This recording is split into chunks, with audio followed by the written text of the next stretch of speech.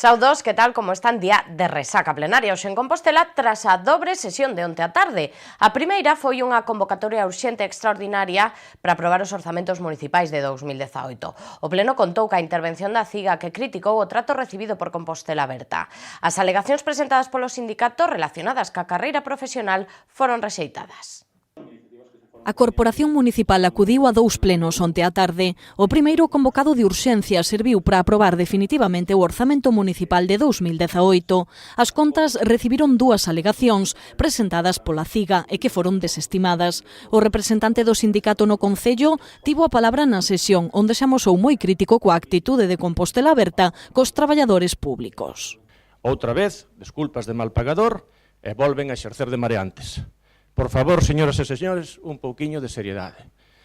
Ante esta actitude de absentismo por parte do Goberno municipal, só nos queda facer unha chamada aos grupos da oposición para que poñan orde na casa, eviten un conflito do que todos son en maior ou menor medida corresponsables e acepten as alegacións formuladas polos representantes das persoas empregadas públicas municipais.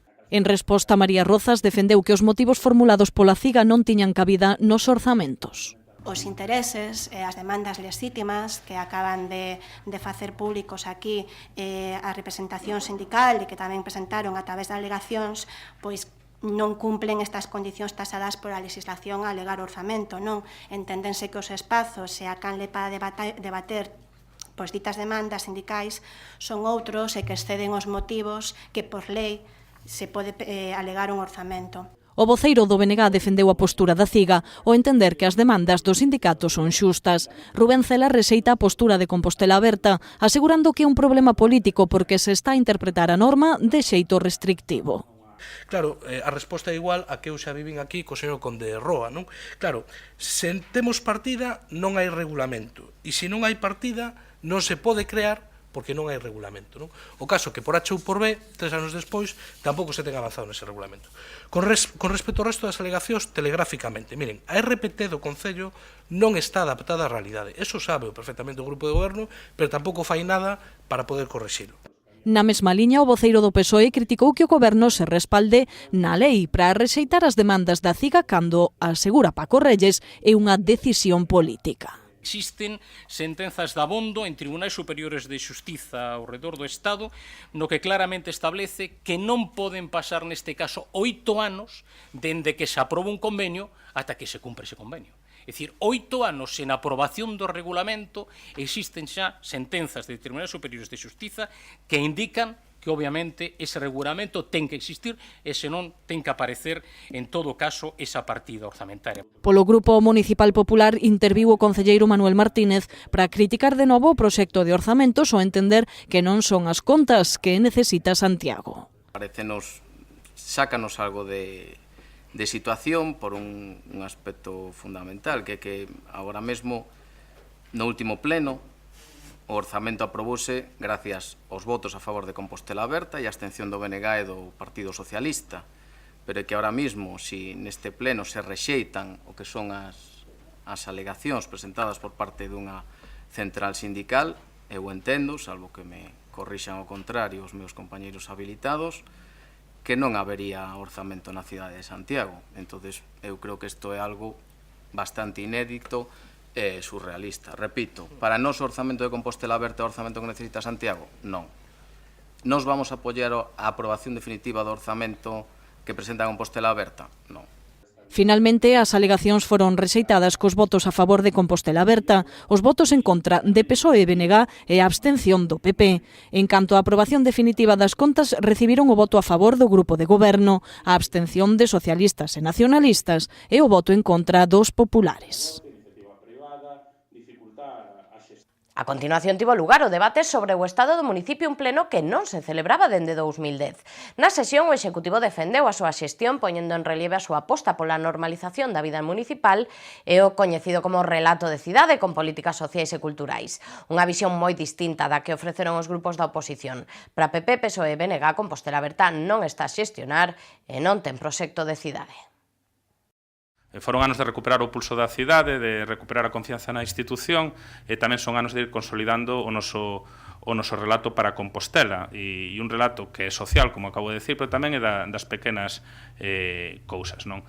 Traballamos activamente nas peticións reais da cidadanía, e hai moitos casos. Podemos falar dos centros educativos, onde renovamos e adecuamos a normativa moitas instalacións, tamén parques infantís, e é certo que todos estamos en proceso de aprendizaxe, dende a responsabilidade dunha institución, e que moitas veces valoramos esa conversión de ruidos en silencios que tamén son unha realidade de acción de goberno no presente. A nosa visión ao respecto da situación da cidade froito do seu goberno é a de unha cidade instalada no conformismo, unha cidade sen rumbo e dirección, unha cidade que abandonou a excelencia para situarse na mediocridade. É certo que a chegada de Compostela Aberta ao goberno da cidade non significou un cataclismo, ni supuso o final da civilización do mundo tal e como o coñecemos, claro que sí, pero tendo en conta as expectativas e promesas que xeraron cando estaban vostedes agazapados entre os antisistema, hai que analizar se finalmente iso que dixeron que viñan a facer, é dicir, a mudalo todo, fixérono ou non. Santiago, unha cidade viva e non concluída, debera ter evolucionado nestes últimos 7 anos, pero certo é que leva dormida dende 2011.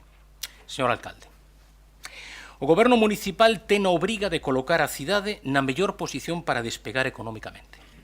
Santiago necesita xa de accións políticas claras e cheas de valentía, accións políticas que nos axuden a enfrontar o futuro laboral, económico, empresarial e a mellorar a calidade de vida da nosa veciñanza.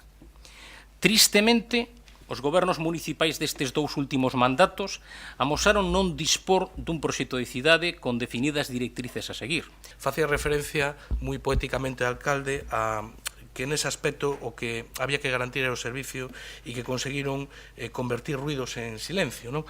Eu, desde logo, creo, alcalde, non sei se a vostede lle parece normal que, por exemplo, que a Escola Infantil de Salgueriños leve sin contrato desde abril do ano pasado, ou se lle parece normal que a Escola Municipal de Música estea sin contrato desde novembro do ano pasado e que nin este licitada, ou se lle parece normal que o Matadoiro Municipal leve sin contrato desde xullo do ano pasado, ou se é normal que as pistas de pádel de Sar leven sin contrato desde outubro de 2016, ou se é normal, aparte de anunciar que o van a pechar, que o Centro de Interpretación da Natureza de Belvís leve sin contrato desde o ano pasado. Pois hoxe o voceiro socialista quixo analizar o debate de onte. Para Paco Reyes constatouse que Compostela Aberta non ten proxecto de cidade. O concelleiro do PSOE cree que faltou autocrítica. Para o voceiro do PSOE, o debate sobre o estado do municipio é útil porque evidencia que non hai proxecto de cidade. Lembra Paco Reyes que ata en 4 ocasións o alcalde falou de herdanza recibida.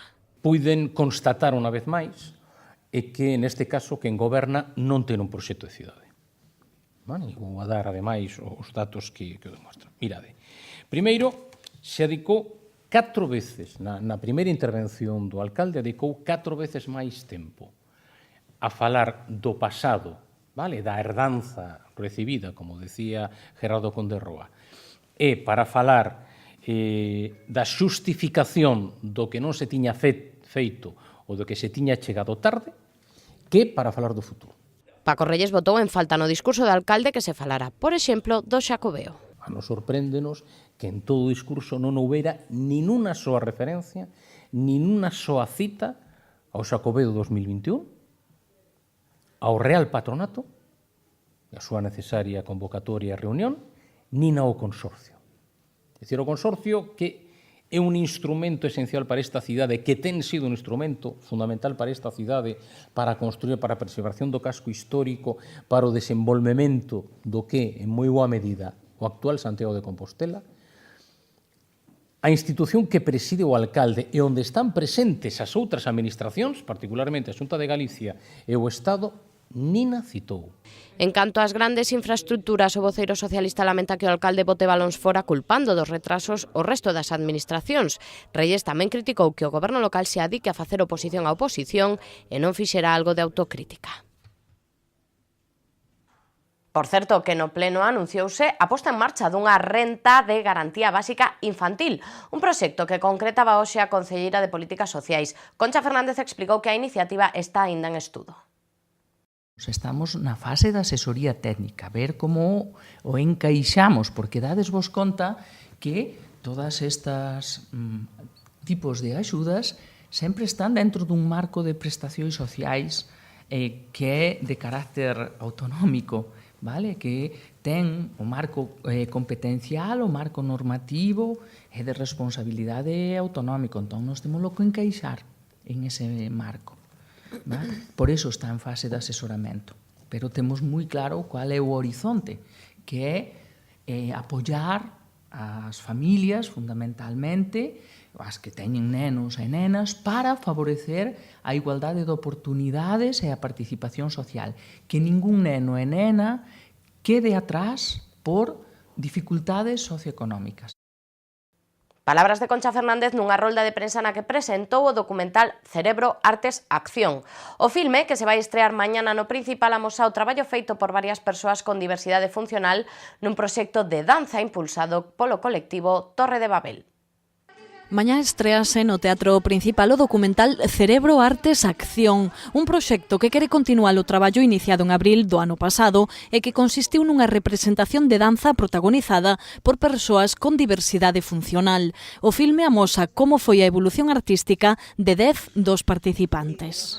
De bicar ou de apertar a un descoñecido ao final do proxecto eran capaces de estar nun escenario bailando, interactuando cos corpos.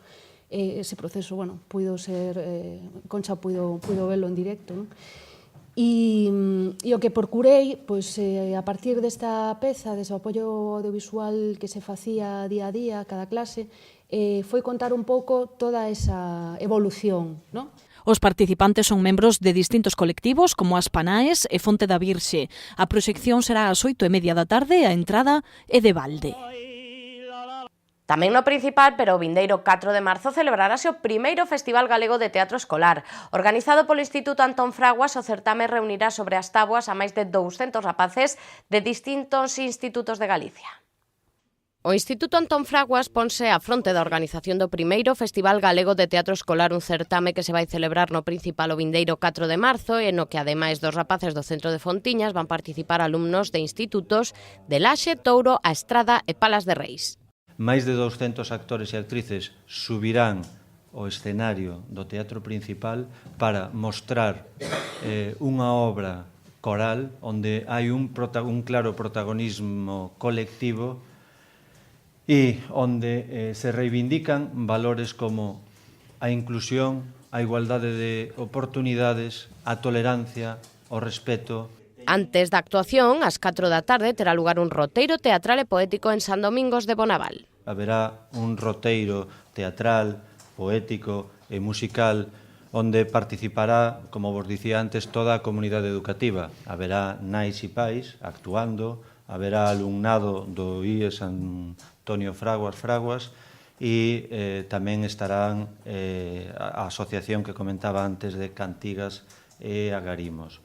Os membros da aula de teatro do Antón Fraguas e do resto dos institutos participantes levarán a súa obra a outros institutos galegos, a un centro navarro e mesmo a 2 colexios de París.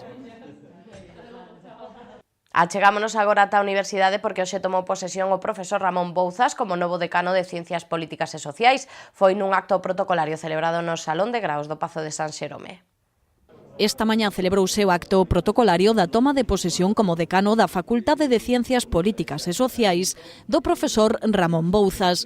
O reitor da Universidade, Juan Viaño, que presidiu o acto no Salón de Graos do Colexio San Xerome, quixo destacar a capacidade de liderado e de diálogo e o compromiso co seu centro e coa institución académica de Bouzas. A Facultade de Ciencias Políticas é, en palabras do seu novo decano, un centro en plena xuventude con pouco máis dun cuarto de século de historia que ten alcanzado, malia os recursos escasos, unha posición académica respectada en España. Bouzas abogou por seguir mellorando.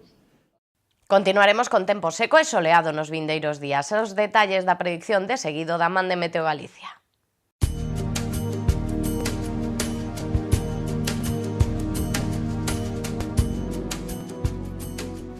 O venres continuará en Galicia o tempo seco e soleado debido á persistencia da influencia anticiclónica. As temperaturas continuarán sen cambios con xeadas en zonas do interior e os ventos soprarán de compoñente leste.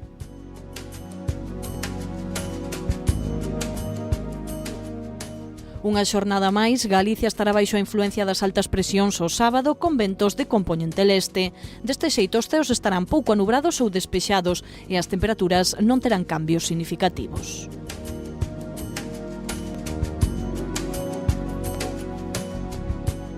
Non se agardan cambios significativos para o domingo con ventos de compoñente sur que favorecerán un ascenso das temperaturas, así os ceos permanecerán despexados en toda a comunidade.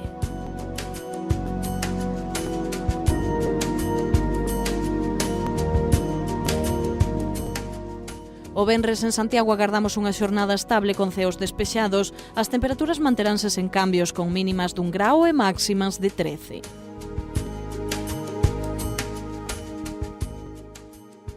O sábado continuaremos con tempo seco e soleado, as temperaturas continuarán sen variacións.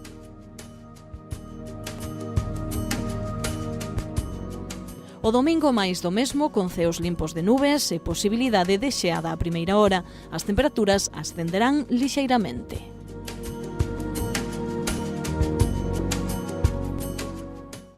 Toca botarlle unha ollada a nosa axenda cultural na que temos algunhas actividades interesantes para o seu tempo de lecer.